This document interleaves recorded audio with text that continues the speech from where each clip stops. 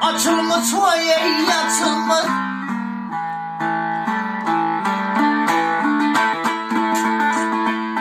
Bağlarımda tedavüller açılmaz vay açılmaz.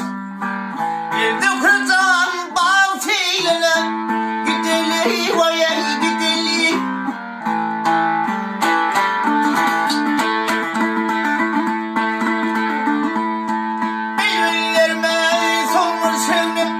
Saçılmaz vay saçılmaz.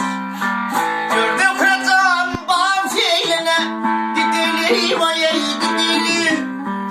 Erdem kırdan bal teyle gideli ay.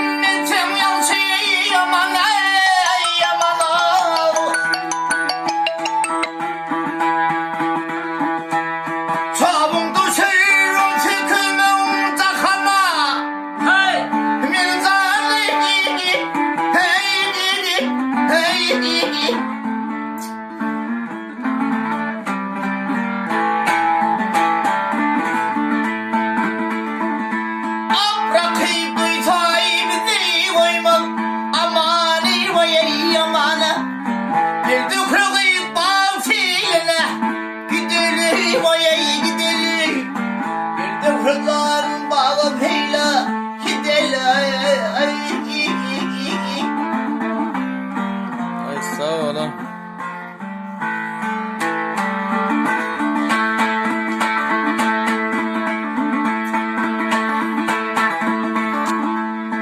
Benim teyla eder gülde çemeldi vay çemenle. Ayrılık bekmenden könlüm pılandı vay pılana.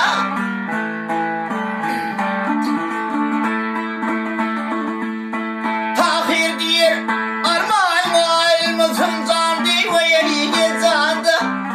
Geldi kırgın batıyla gideli vay